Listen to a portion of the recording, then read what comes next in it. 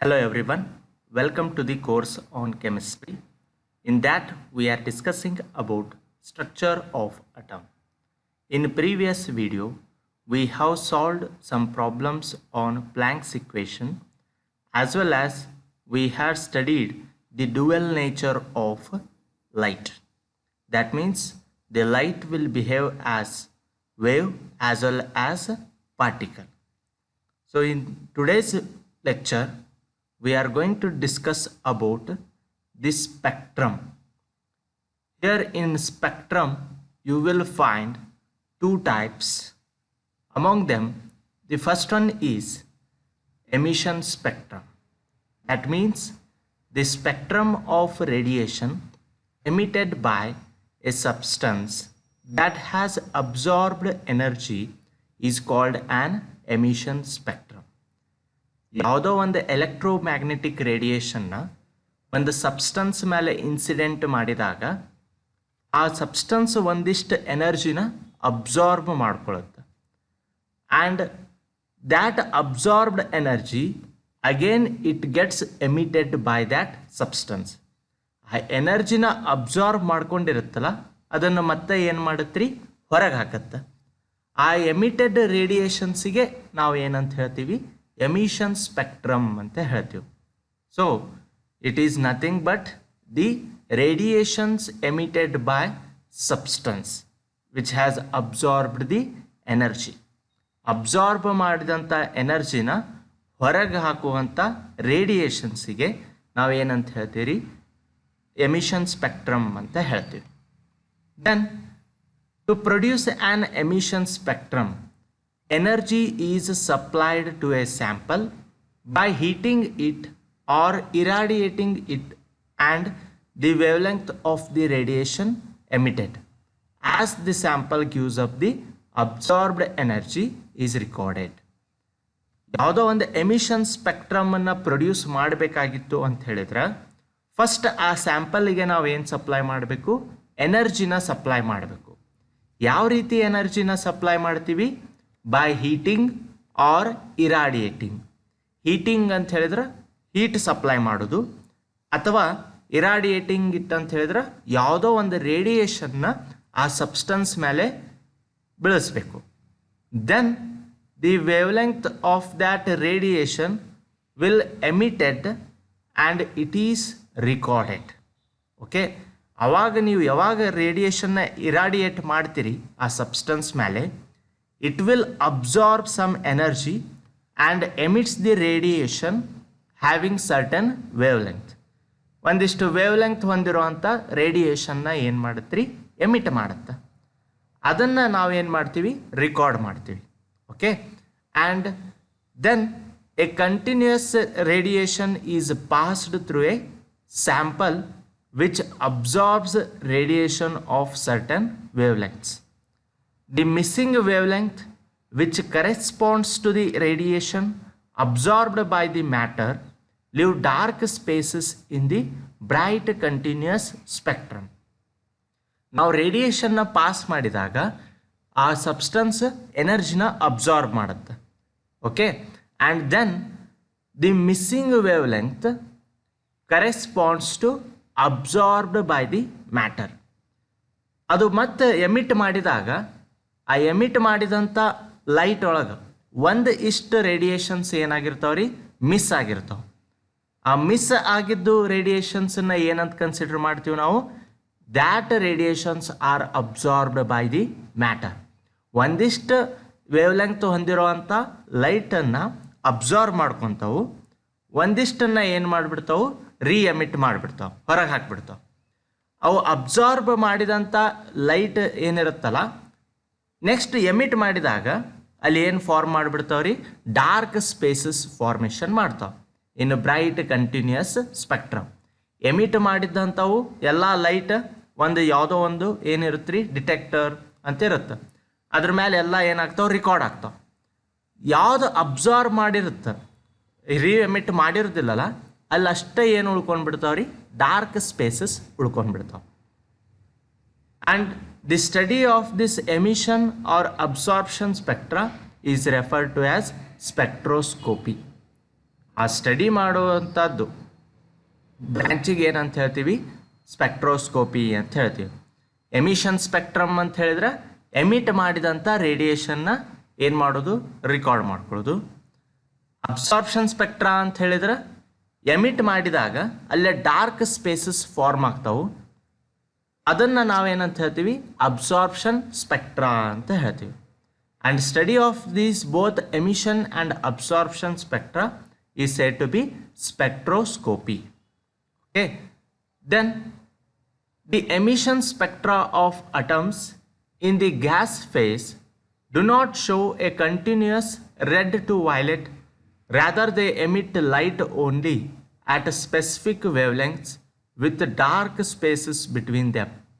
Such spectra are called line spectra or atomic spectra because the emitted radiation is identified by the appearance of bright lines in the spectra. ಈಗ emission spectra of atoms in gas phase ಒಳಗಿರುವಂಥ ಏನು atoms ಇರ್ತಾವಲ್ಲ ಅದ್ರದ್ದು emission spectra ಏನಿರುತ್ತೆ ರೀ, it is not continuous ಇರೋದಿಲ್ಲ. ಈಗ rainbow colour ಯಾವ ರೀತಿ ಇರುತ್ತಲ್ಲ, as I have told you, continuous spectrum ಅಂತ ಹೇಳಿದೆ. ರೆಡ್ ಟು ವೈಲೆಟ್ ಏನಿರುತ್ತೆ ರೀ, ಕಂಟಿನ್ಯೂಯಸ್ ಸ್ಪೆಕ್ಟ್ರಮ್ ಫಾರ್ಮ್ ಆಗಿರುತ್ತೆ. ಆ ರೀತಿ ಕಂಟಿನ್ಯೂಯಸ್ ಇರೋದಿಲ್ಲ. Instead of that, they emit light only at specific wavelengths with dark spaces between them. ಒಂದಿಷ್ಟು ವೇವ್ಲೆಂತ್ ಇರುವಂಥ ಲೈಟ್ಸನ್ನು ಅಷ್ಟೇ ಏನು ಮಾಡ್ತಾವ್ರಿ, ಎಮಿಟ್ ಮಾಡ್ತಾವೆ, ಉಳಿದಿದ್ದನ್ನು ಎಮಿಟ್ ಮಾಡೋದಿಲ್ಲ.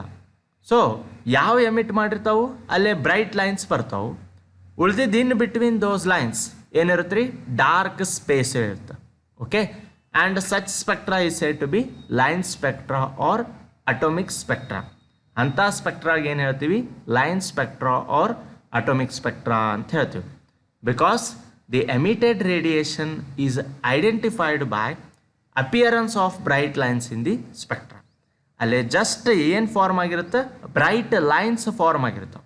ಹಾಗಾಗಿ ಅದಕ್ಕೆ ಏನು ಹೇಳ್ತೀವಿ, ಲೈನ್ ಸ್ಪೆಕ್ಟ್ರಾ ಅಂತ ಹೇಳ್ತೀವಿ. And here each element has a unique line emission spectrum. ಪ್ರತಿಯೊಂದು ಎಲಿಮೆಂಟ್ ತನ್ನದೇ ಆದಂಥ ಒಂದು ಏನಿರುತ್ತೆ ರೀ, ಯುನಿಕ್ ಲೈನ್ ಎಮಿಷನ್ ಸ್ಪೆಕ್ಟ್ರಮ್ ಹೊಂದಿರುತ್ತೆ. Okay, so different elements will give different line emission spectrum.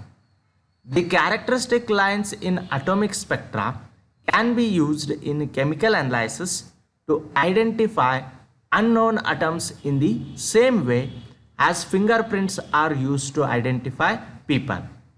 German chemist Robert Bunsen was one of the first investigators to use line spectra to identify elements. ಯಾವ ರೀತಿ ನಮ್ಮ ಮನುಷ್ಯರ fingerprints ಇರ್ತಾವಲ್ಲ, human ಬೀಯಿಂಗ್ಸದ್ದು fingerprints, they are different for different person.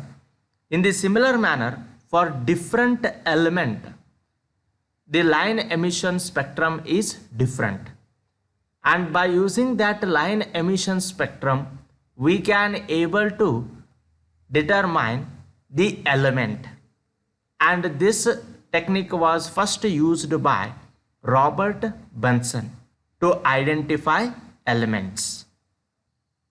Here the element helium was discovered in the sun by spectroscopic method only. Helium sun ಒಳಗೆ ಇರುತ್ತೆ ಅಂತ ಹೇಳಿ ಯಾವ ಮೆಥಡ್ ಥ್ರೂ ಡಿಸ್ಕವರ್ ಮಾಡಿದ್ರು, spectroscopic method by using this line spectrum. Okay, then line spectrum of hydrogen. How we get the line spectrum of hydrogen, which is a first element and simplest element. We will see hydrogen will gives which type of line spectrum.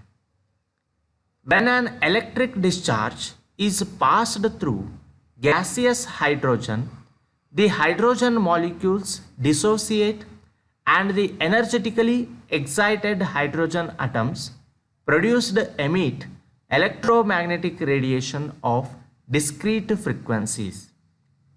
One electric discharge ಮಾಡಿದಾಗ, which consists of gaseous hydrogen, the H2 molecules will get dissociate and they will get excited, and thus again while returning they will emit the electromagnetic radiation of discrete frequencies.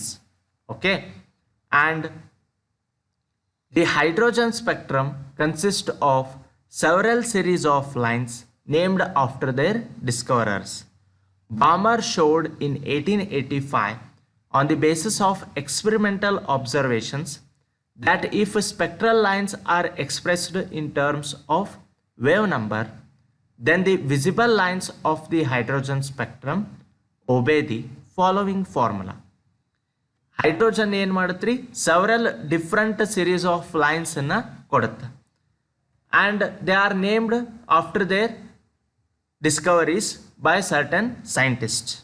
Different scientist have discovered different series of lines for hydrogen. Among them, the Balmer showed in 1885 on the basis of experimental observation that if spectral lines are expressed in terms of wave number form ಒಳಗೆ express ಮಾಡಿದ್ವಿ ಅಂತ ಹೇಳಿದ್ರೆ spectral lines, visible lines of hydrogen spectrum ಒಬೇ the following formula. Visible lines of hydrogen spectrum ಯಾವ ಫಾರ್ಮುಲಾನ ಒಬೇ ಮಾಡ್ತಾವು? that is given like this: mu bar, that is wave number, is equal to 1,09,677 into 1 divided by 2 square minus 1 divided by n square per centimeter. Here n is an integer which is equal to or greater than 3. Here if it is 2, then the another n is always equal or greater than 3. That may be n is equal to 3, 4, 5 or so on. This is given by Balmer, okay, by considering the wave number. The series of lines described by this formula are called Balmer series. ಈ formula through describe ಮಾಡಿದ್ವಿ ಅಂತ ಹೇಳಿದ್ರೆ series of linesಗೆ, ಅವಾಗ ಅದಕ್ಕೆ ನಾವೇನು ಹೇಳ್ತೀವಿ? Balmer series ಅಂತ ಹೇಳ್ತೀವಿ.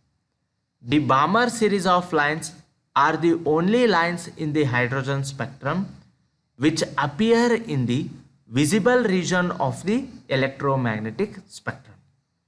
ಈ Balmer series ಒಳಗೆ ಏನು ಲೈನ್ಸ್ ಸಿಗ್ತಾವಲ್ಲ, ಅವು ಯಾವ ರೀಜನ್ ಒಳಗೆ ನಿಮಗೆ ನೋಡ್ಲಿಕ್ಕೆ ಸಿಗುತ್ತೆ? ವಿಸಿಬಲ್ ರೀಜನ್ ಒಳಗೆ ನೋಡ್ಲಿಕ್ಕೆ ಸಿಗುತ್ತೆ. That is 400 nanometer to 700 nanometer visible light ಅಂತ ಹೇಳ್ತೀವಿ ಆ ರೀಜನಿಗೆ. ಆ ರೀಜನ್ ಒಳಗೆ ಸಿಗುವಂಥ ಲೈನ್ಸ್ ಯಾವ ಇರ್ತಾವ್ರಿ? Balmer series. Okay, remaining other scientist has discovered other series of lines and they are present in different regions, but they are not present in visible region. Visible region ಒಳಗೆ ಅವು ನಿಮಗೆ ನೋಡಲಿಕ್ಕೆ ಸಿಗೋದಿಲ್ಲ. Okay, so Balmer series ಅಷ್ಟೇ ನೀವು visible region ಒಳಗೆ ನೋಡಬಹುದು.